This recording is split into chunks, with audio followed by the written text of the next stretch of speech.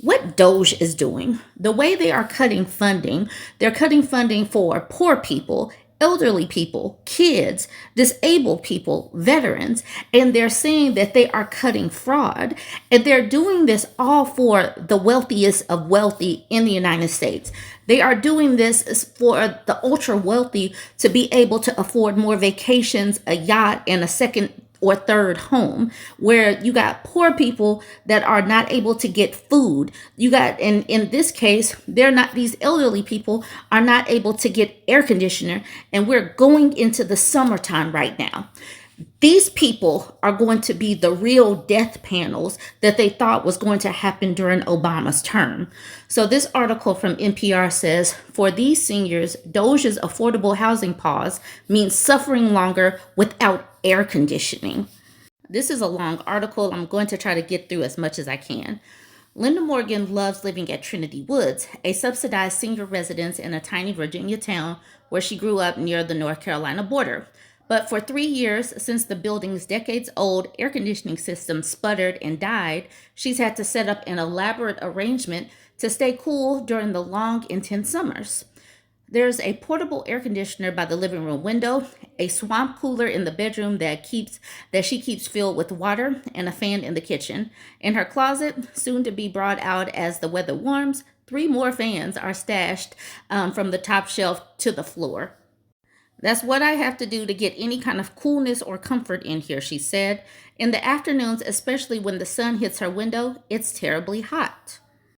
The building's community room is even harder to cool. Last year, it was god awful, said resident Deanna Moore.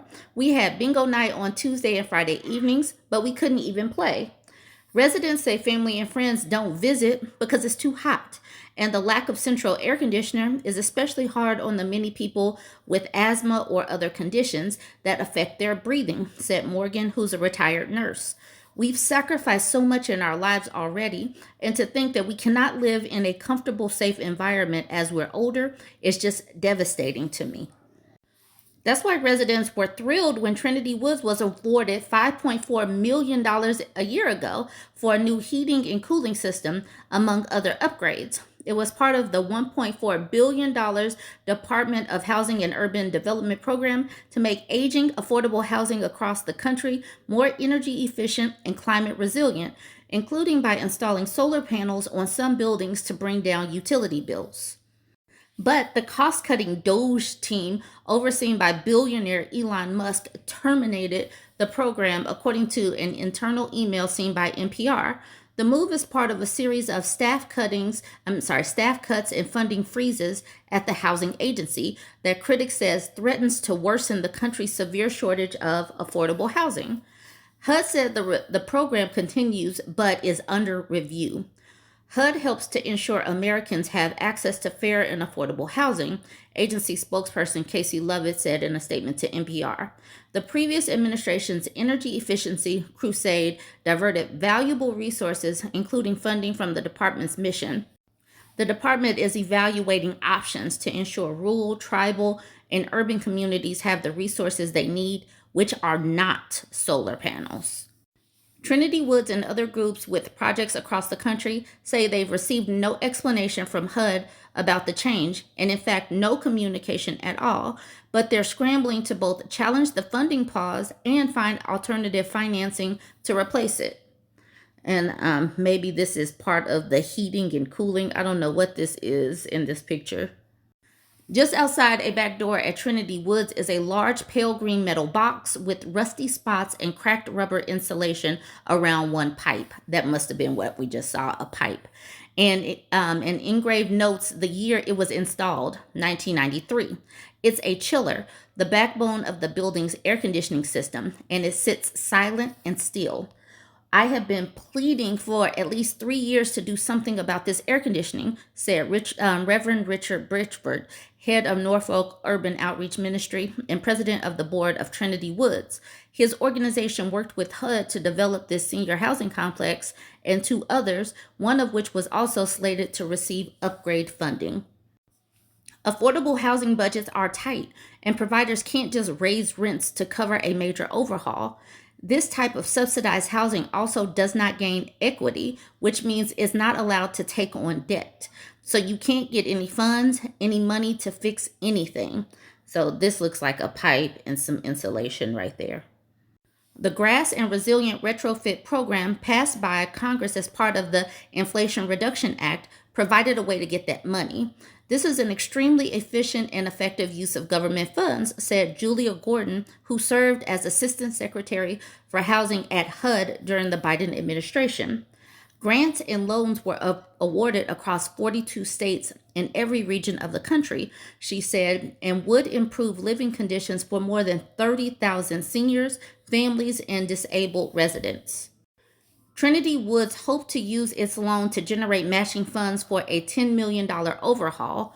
The goal was to upgrade not only its cooling, but also heating, as one of the two 1993 boilers is also irreparably broken. That would let residents individually control their own thermostats instead of switching the entire building to heat or AC twice a year. Installing new windows and siding was also on the wish list. This is how government works at its best, Gordon said. It uses government funds to help parts of the private industry that are trying to provide affordable housing in today's housing market. It helps to save so much more money. Depending on the project, she said, these upgrades could save on the need to rebuild after a flood or hurricane and could save on property insurance costs that have skyrocketed. For Bridgeford, who said he operates on a shoestring budget, savings would include moving away from propane fuel that is just gobbling up our utilities, and reduced operating costs would let him provide more benefits for residents, he said, like better maintenance. In exchange for retrofit funding, owners are required to keep their properties affordable for at least 20 more years. That can be crucial in a rural area like Emporia, where there are not many other options. Before Sonia Urquhart moved into Trinity Woods 2 years ago, she said she lived in my car for a minute and stayed with friends at a restaurant where she still works. Despite the lack of AC, I love this building. I would not want to leave, she said. A lot of us can't leave. Resident Lynn Mason said he also had nowhere else to go. He had been a lift operator and then hurt his back. He lived with an aunt and uncle for 30 years and helped take care of their home. But when they died, the house went to their child. A judge gave me 60 days. I had to go, Mason said. He was grateful to land here. The first tenet of any housing advocate is to preserve what we have, said Linda Couch, a senior vice president at the aging services nonprofit Leading Age. The organization has more than 50 members around the country that are awaiting funding from the HUD retrofit program that has been paused. The average household income of their residents is around $16,600 a year, so it's financially irresponsible to let go of existing, deeply affordable units. Nationally, only about 1 in 3 seniors who qualify for subsidized housing are able to get it. And as the U.S. ages rapidly, a record number of seniors are burdened by high housing costs. Millions of older homes are also deteriorating, making the shortage of affordable places worse. Older Americans are a growing share of the homeless population. This is their chiller. They're looking at this old piece of machinery. The subsidized housing that is available often has years-long waiting lists. In 2023, one of Manhattan properties opened up slots for a wait list of 157. More than 10,000 people applied, Couch said. For many seniors, is no hope of getting in within their lifetime. On top of all of this, advocates also worry about the Trump administration's plan to dramatically shrink HUD. In a recent letter to the agency, Couch's organization wrote, large, swift reductions in HUD staff will effectively make the administration of housing programs impossible. For now, contractors who've already done advanced work for Trinity Woods are applying for reimbursement and expect to get paid, said Gates Kellett, an expert on affordable housing development who helped the property apply for the retrofit program.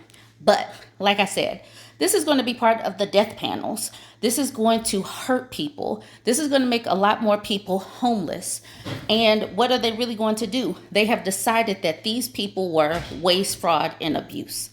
Chime in. Let me know what you think of this. Don't forget to like, comment, and share.